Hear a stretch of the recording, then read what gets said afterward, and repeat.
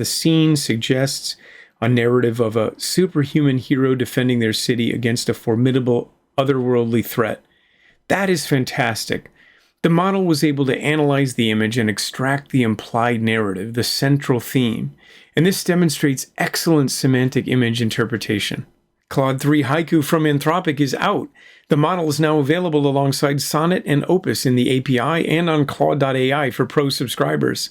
Anthropic says it's the fastest and most affordable model in its intelligence class. It has strong performance on industry benchmarks and state-of-the-art vision capabilities, which we're going to demonstrate right now. But before we get to Claude 3 Haiku, let's first briefly talk about Anthropic's market-leading Claude 3 Opus. I want to put it in context with other models in the Claude 3 model family. This is Anthropic's website introducing the Claude 3 family of models. Claude 3 Opus is Anthropic's most intelligent model, outperforming even OpenAI's ChatGPT 4. I've been using Claude 3 Opus and I believe it to be the best LLM out there on the market right now.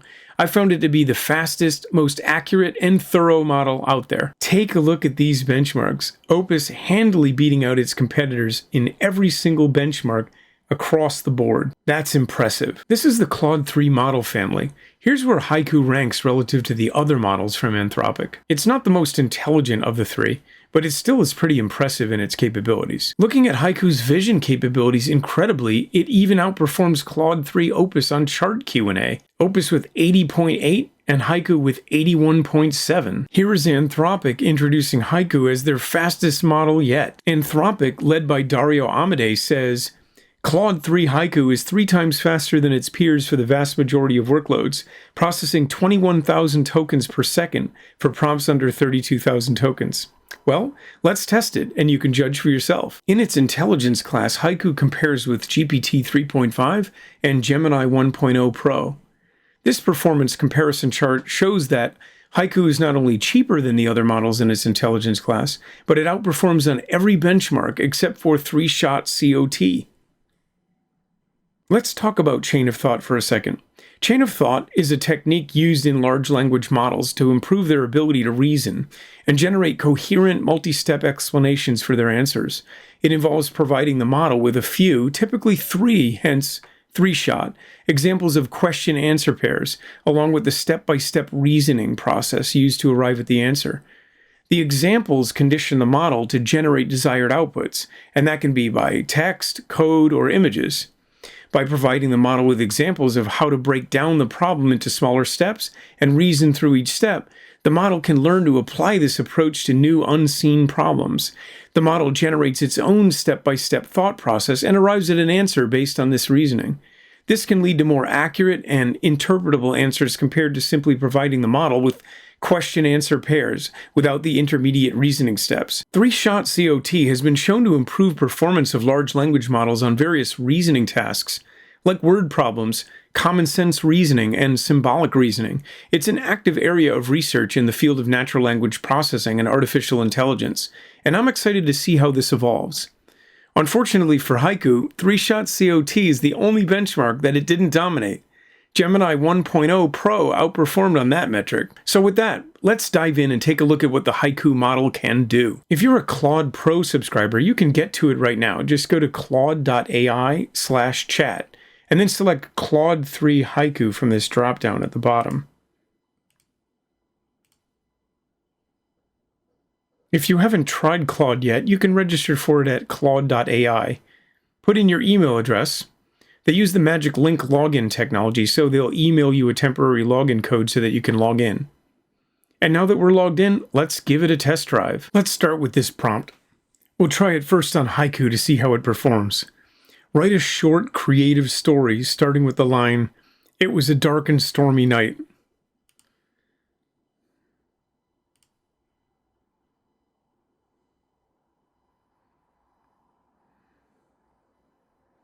Well, I thought that was pretty fast, and actually this is really creative. Here's a short creative story starting with the line, "It was a dark and stormy night." It was a dark and stormy night when the old manor house on the hill came back to life.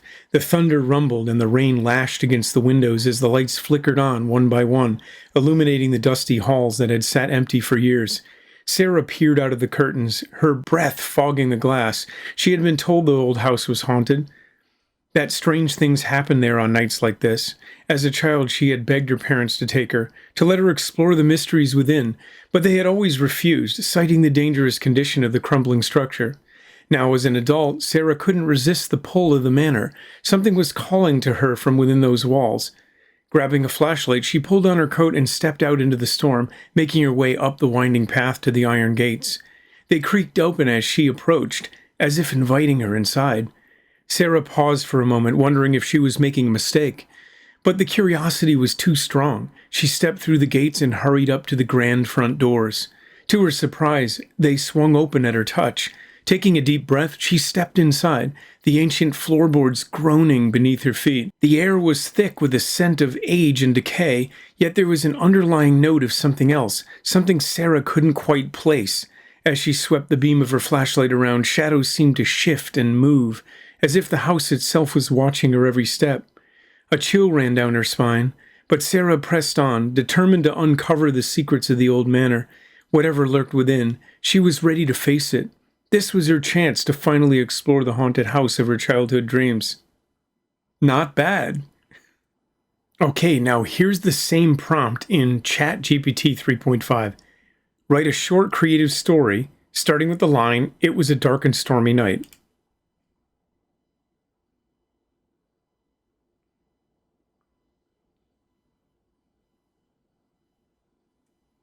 It was a dark and stormy night, the kind that made the old oak trees shiver and the shadows dance in eerie patterns. The village of Willowbrook lay nestled in the valley, its streets empty and silent as the thunder rumbled overhead. In a small cottage on the outskirts of town, young Emily huddled by the fireplace, her heart pounding with each flash of lightning that illuminated the room. As the storm raged on, Emily's thoughts drifted to her grandmother's tales of the old forest beyond the village. Legends whispered of ancient creatures that lurked among the trees, their glowing eyes watching from the shadows. Despite her fear, curiosity tugged at Emily's adventurous spirit. She longed to unravel the mysteries of the forest and discover the truth hidden within its depths. With a determined sigh, Emily wrapped herself in a thick cloak and slipped out into the tempest. The wind howled like a banshee as she made her way through the sodden underbrush, each step squelching in the mud. The forest loomed before her, its twisted branches reaching out like gnarled fingers. As she ventured deeper into the woods, Emily's senses tingled with the thrill of the unknown. Strange whispers seemed to echo through the trees, and the air grew thick with the sense of foreboding. Yet still she pressed on, her lantern casting a feeble light against the encroaching darkness. Suddenly, a flash of movement caught Emily's eye. She froze, her heart leaping into her throat as she strained to see through the rain-soaked gloom.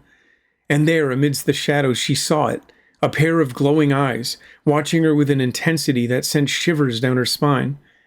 Fear threatened to overwhelm her, but Emily stood her ground, her pulse pounding in her ears. As the creature drew nearer, she saw that it was no monster, but a lone wolf, its fur matted and soaked with rain.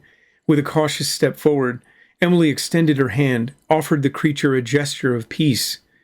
To her surprise, the wolf approached, its eyes softening with a hint of recognition. With a low whimper, it nuzzled against her hand, its trust earned in the midst of the storm. And in that moment, as the thunder rumbled overhead and the rain fell in torrents around them, Emily knew that she had found a friend in the heart of the darkness. Also super good. I'm so impressed with these last two stories. Now Gemini 1.0 Pro. Write a short creative story starting with the line, "It was a dark and stormy night."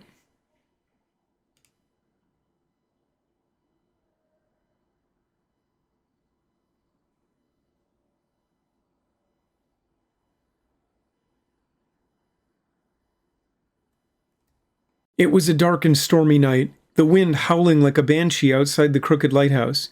Amelia, the lighthouse keeper, a woman weathered by the sea and solitude, squinted at the flickering lamp. Suddenly a tremendous crack of thunder split the sky, and the light died. Panic clawed at Amelia's throat. Ships relied on her beacon to navigate the treacherous coastline. Heart pounding, she grabbed her oil can and fought her way up the rickety spiral stairs, the wind threatening to snatch her away. Reaching the lantern room, she wrestled with the heavy lid, the storm's fury making it seem like a battle against a living thing. Finally, she managed to secure it, revealing the massive oil reservoir. But to her horror, it was empty. Dejected, she sank to the floor, the storm's roar echoing her despair. Then a faint tapping sound came from below. Confused, Amelia descended the stairs, the tapping growing louder. Reaching the ground floor, she saw a small, drenched pigeon huddled by the window, its wing tucked at an unnatural angle. A gasp escaped her lips. This wasn't just any pigeon. Tied to its leg was a rolled-up scrap of paper. With trembling fingers, Amelia unfurled the note. It was a desperate plea from a nearby ship, caught in the storm and losing power. Hope surged through her. She knew what she had to do. Tying the oil can lid to the pigeon's sound leg, she whispered, "Find help, little one." Then, with a deep breath, she threw open the window. The bird, startled, took flight, the message fluttering in the wind. Amelia spent the next hours tending the fire, feeding it everything she could find: driftwood, furniture, even an old book of sea shanties. The weak flames cast an eerie glow on her determined face. As dawn approached, a sliver of light peeked through the clouds. Then a sound pierced the morning air, a ship's horn, triumphant and grateful. Amelia collapsed onto the floor, tears welling in her eyes. The unorthodox rescue mission, aided by a tiny brave pigeon, had saved the day. Well, I have to say, this one, although it was creative, it was a little contrived, kind of hokey. I don't think you could tie an oil can to a pigeon to get it to fly in a storm to a boat. It showing up in the first place was probably unusual since the wind was almost pushing Amelia off the stairs. So a little contrived here, but it was still a creative story. So it gets points for creativity. In terms of speed, which model did you think was fastest? I'm not so sure myself. I thought they were all pretty close. Now, it is possible that the model is faster on the back-end processing during the operations computation, but since the speed claim isn't specific, it's not clear if they're taking into account the latency or responsiveness perceived by the end user on the front end. Back-end processing isn't the only factor in overall performance, so it's important to consider the broader context and factors that influence the user experience. All right, let's try another test. Let's see how the models write code. We'll again start with Haiku, and for each of these tests, I'm going to clear the chat history so it doesn't interfere with the new context. Write a Python function that calculates the area of a circle given its radius.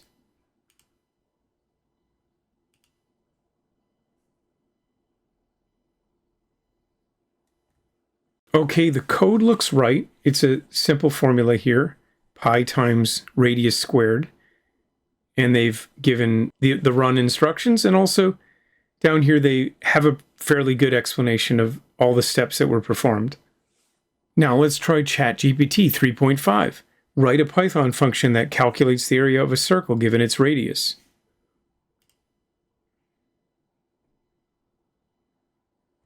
So ChatGPT also did a good job here. This formula is correct. Pi times radius squared. But what I loved is that it added this value check to make sure that radius wasn't less than 0, reporting that the radius can't be negative, so that was great. It calls the function correctly, and it's not as heavy here on the explanation as Haiku was. Good job. And now the same challenge for Gemini 1.0 Pro. Write a Python function that calculates the area of a circle given its radius.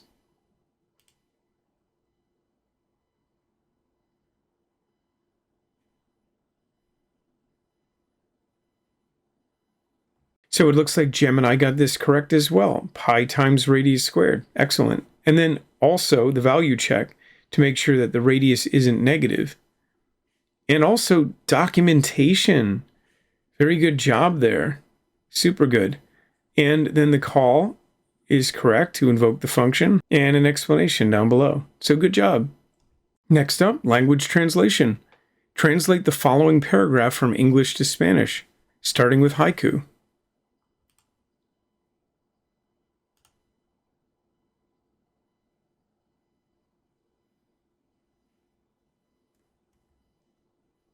And now ChatGPT.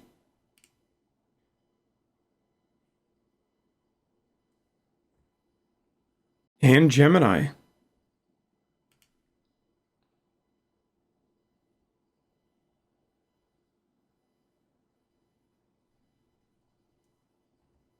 Now, I'm not able to evaluate the translation quality because I don't speak Spanish, but if you do, let me know in the comments what you thought about the translations. At this point, we're going to let the models weigh in on some images that I've prepared. We'll go through 5 different tests. First, let's start with this image of a lion running on the savannah leading his 3 cubs. First up, Claude 3 Haiku. Describe the given image.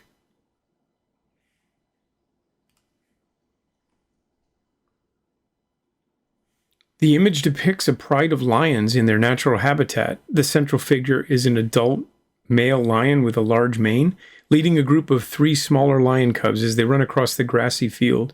The cubs appear to be following their parent, with their fur ruffled by the wind.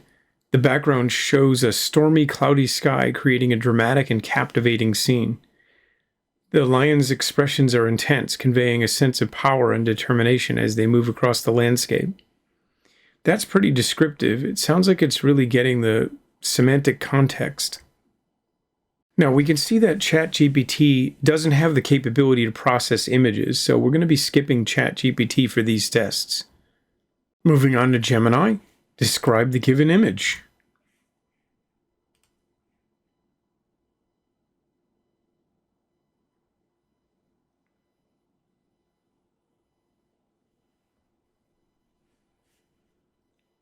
The image you sent me appears to be a digitally generated artwork of a mother lion running across a grassy plain with her cubs following behind. The mother lion is a light brown color with a large, shaggy mane. She is, and a Chinese character meaning galloping, or running at full speed, across the grass with her mouth open, as if she is roaring. Her 2 cubs are a lighter shade of brown and are keeping pace with her just behind her. In the background, there are, and some more Chinese characters, meaning sparse or few trees and shrubs scattered across the grassy plain. The sky is a clear blue color. I do believe there are a couple problems with the description provided by Gemini. I don't believe this is a mother lion. Gemini is saying this is a mother lion, but if you take a look, it's got a mane at the top, and this is definitely shaggy, like a mane on the side. So it characterized this as a male, not a female. The other part I think Gemini got wrong was the fact that it's saying that there are trees and shrubs in the background scattered across the grassy plain. I don't see any trees or shrubs in the image. So maybe on the savannah you typically expect trees and shrubs, but they're not here in the image. So it may be using knowledge that's beyond what's actually shown. So for the next test for the models, we're going to use this picture. It's an impressionist style painting of a serene lake at sunset with water lilies and a quaint wooden dock, reminiscent of Monet.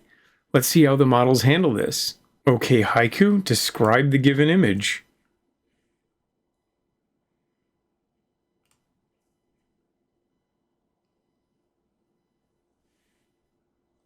The image depicts a beautiful, serene landscape of a lakeside setting at sunset. The sky is filled with vibrant hues of orange, yellow, and blue, creating a warm and atmospheric glow. In the foreground, a wooden dock or pier extends out into the calm, reflective waters of the lake, surrounded by lush, colorful foliage and lily pads. The lake is dotted with pink lotus flowers, adding a delicate and natural touch to the scene. The overall impression is one of tranquility and natural beauty, with the setting sun creating a breathtaking and picturesque landscape. Wow, what a great explanation for what's in that scene. I think it's extremely detailed, and I love the characterization of what's happening in the scene. Okay, Gemini, you're up.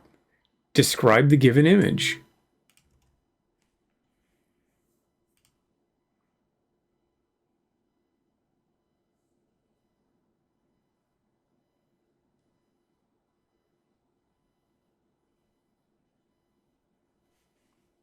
The image you sent is actually not a painting, but a photograph.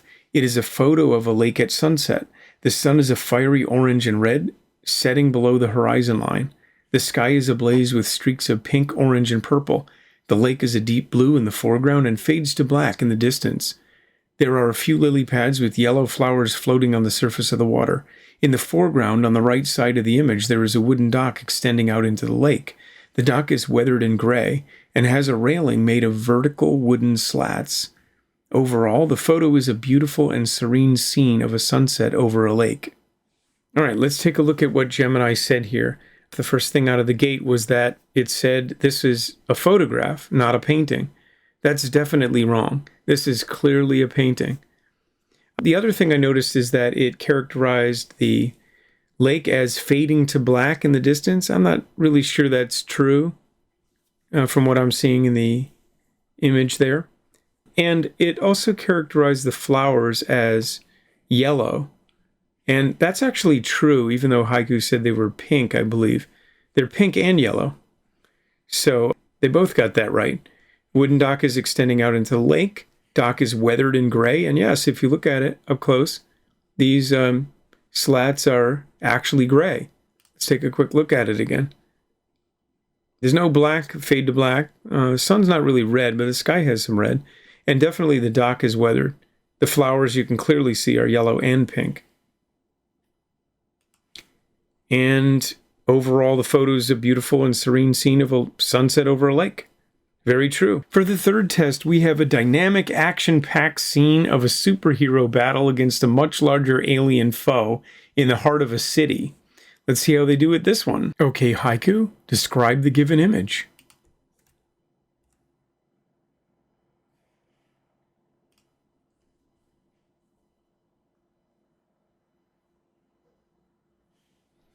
The image appears to be a futuristic sci-fi scene depicting a superhero-like character confronting a towering, monstrous creature.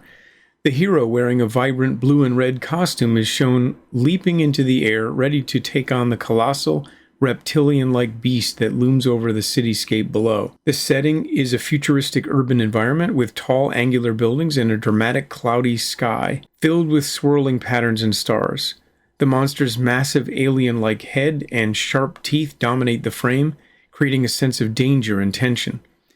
The overall artwork has a dynamic, action-oriented style, with the hero's heroic pose and monster's menacing presence conveying a sense of epic confrontation. The scene suggests a narrative of superhuman hero defending their city against a formidable otherworldly threat. While everything in this response was accurate, the thing I loved best about it is the closing sentence here, that the scene suggests a narrative of a superhuman hero defending their city against a formidable otherworldly threat. That is fantastic. The model was able to analyze the image and extract the implied narrative, the central theme, and this demonstrates excellent semantic image interpretation. So great job. Okay, Gemini, your turn. Describe the given image.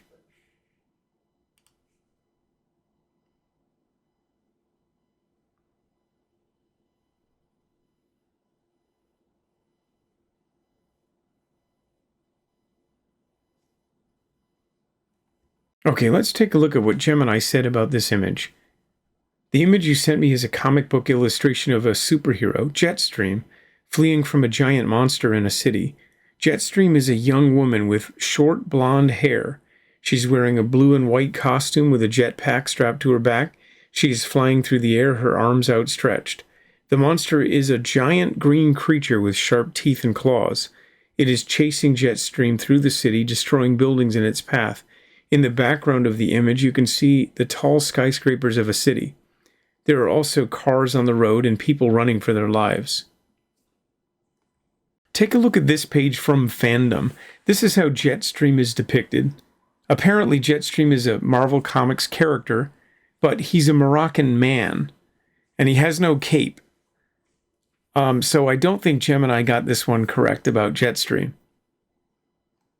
Let's break down what Gemini said about this picture. First, we know that Jetstream is a Marvel character, but this is not Jetstream depicted in this image.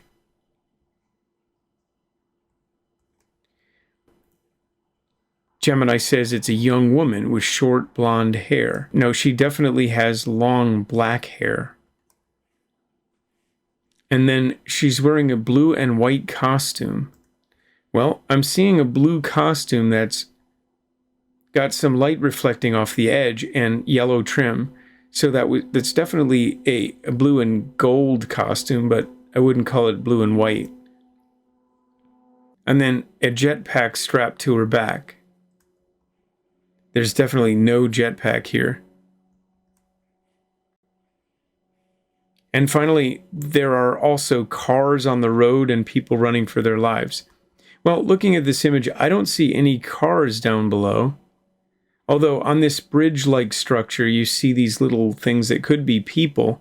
And I could see how Gemini might interpret those figures in the image to be people, running for their lives perhaps. So while some of the things that Gemini described were accurate, Gemini also found things in the image that just weren't there in reality. So for the fourth challenge, we're going to be looking at a cute animated character of a friendly robot playing fetch with a robotic dog in a lush green park. Okay, Haiku, describe the given image.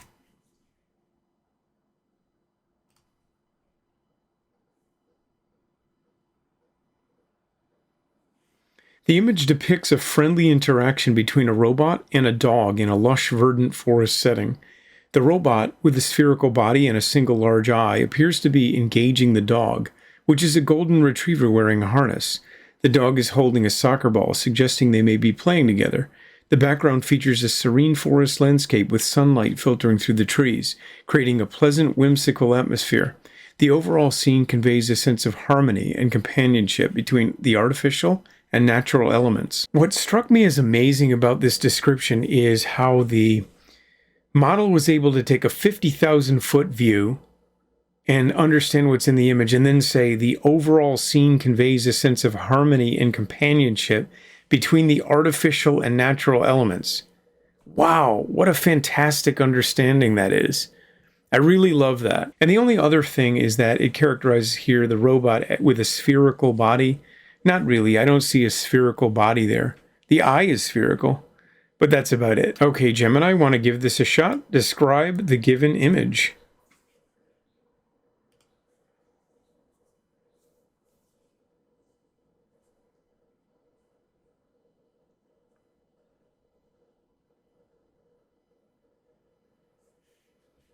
The image you sent me shows a scene of a grassy field with a blue sky. In the foreground, a white humanoid robot is kneeling on one knee. It has a black head with two antennae and a red circular eye on its chest. Its arms and legs are black and segmented. To the right of the robot is a small white dog with black spots. The dog is facing the robot and has its mouth open as if it's barking. A black and white soccer ball sits between the robot and the dog. In the background, there are several green trees and a line of bushes that separates the field from a body of water, possibly a lake. Okay, where to begin? The first up is the humanoid robot kneeling on one knee. Well, we can see the robot is not kneeling, right? It has a black head with two antennae. I wouldn't really call this a black head. It's the same color throughout. It's about a gray. And there are no antennae here. And a red circular eye on its chest. There is this mechanism on the chest, but it's not an eye. This is clearly the eye up here. Its arms and legs are black and segmented. Well, they are segmented, but they're not black. To the right of the robot is a white dog with black spots. Not really. It's not a white dog. It's mostly brown or tan, and there are no spots. The dog is facing the robot, has its mouth open. Nope, his mouth is kind of in a closed position, as if barking. A black and white soccer ball sits between the robot and the dog. Well, when you look at this picture, the dog is clearly holding the ball, but I suppose if you're not that adept at what you're seeing in the picture, then yes, it is correct that the ball is between the two figures in the picture, but it's between the two because the dog is holding it. In the background, there are several green trees and a line of bushes that separates the field from a body of water, possibly a lake. It's seeing a body of water here, but I don't see any body of water. So again, like in the previous challenge, there are some things about it that it gets right, but other things are just completely wrong at seeing things in the image that aren't there. So for the final challenge, we're going to see how the two models are able to handle a flowchart image. Okay, Haiku, you go first. Describe the given image.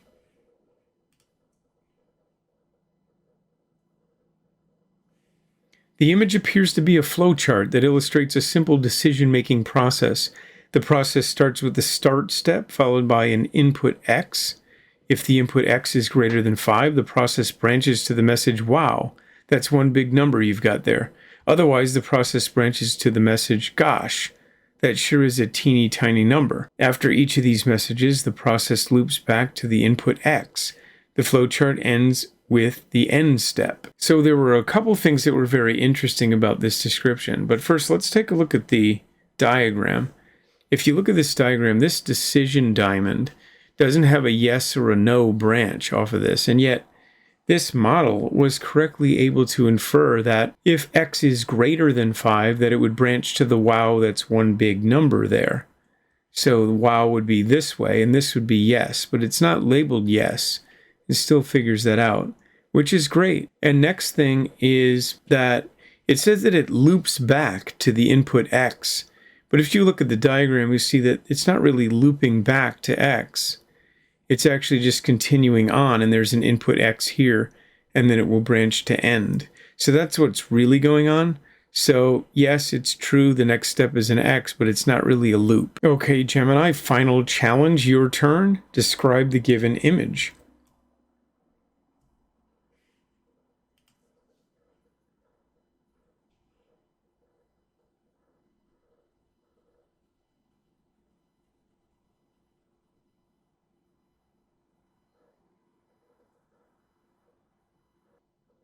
Gemini says the image you sent is a flowchart of a program that analyzes a number. It contains text boxes that say start, input x is greater than 5, message, and end. There are also diamond-shaped decision boxes. Here is a step-by-step description of the flowchart. 1. The program starts. 2. The program prompts the user to input a number and stores it in a variable named x. 3. The program checks if the value of x is greater than 5. If the value of x is greater than 5, the program displays the message, wow, that's one big number you've got there, and ends the program.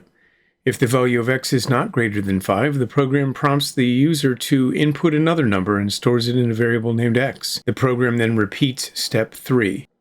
Okay, the first thing I noticed is that when it describes the boxes that it has, start, input, x is greater than 5, message, and end, it skips the second x. It doesn't say anything about this box down here. That's the first observation. And then it goes on to say that if the value of x is greater than 5, it displays the message and then ends the program. Well, when we look at this, either branch doesn't end the program. It goes to input x and then ends. It's almost as if it doesn't see this box here. And then it would assume that it just ends at the end, skipping input x. So that would be the twice it's confirming that input, it doesn't see this box. Then if the value of x is not greater than 5, the program prompts the user to input another number and store it in the variable x. And then the program repeats step 3, which is to check if x is greater than 5. So there's no case where it will loop back around if one of these conditions is true. So it's getting that wrong here. It was good that it noticed that the program displays the message, wow, that's one big number you've got there, if x is greater than 5. It did the same thing that Haiku did in inferring that it has to take that branch if x is greater than 5. So that part's good. But it missed the x box down here, and it thinks there's a loop in there to repeat for the input if it doesn't meet certain criteria, which just isn't there. Wow, that was really interesting to test those models side by side, and I had a lot of fun doing it. In the comparative analysis of Haiku, Gemini, and ChatGPT 3.5, we just compared the performance of 3 large language models of the same intelligence class. While all 3 of the models offer impressive natural language capabilities, my testing didn't fully support Anthropic's claim that Haiku is 3 times faster than the competition. Its speed advantage over its peers seems more incremental than revolutionary based on my hands-on comparison. Haiku demonstrated dramatically superior image interpretation capabilities, quickly grasping the deep semantic context and generating relevant, coherent responses. It accurately discerned the main concepts depicted in the scenes. Gemini focused more on the details in the images and often made errors in identifying the content, including errors in interpretation of the flowchart. ChatGPT 3.5 was a strong contender compared to Haiku and Gemini on text processing. However, as it lacks image interpretation capabilities, we were not able to directly compare it to Haiku and Gemini. To get a more comprehensive understanding of these models' relative strengths and weaknesses, you need to test across a wider range of tasks. Which one works best for you may depend on your specific use case. Claude 3 Haiku from Anthropic is now available alongside Sonnet and Opus in the Claude API and on Claude.ai for Pro subscribers.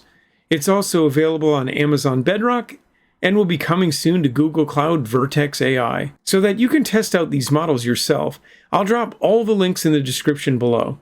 What did you think about the models? Let me know in the comments. I'd love to hear your thoughts. And if you like this kind of content, please give it a like and subscribe.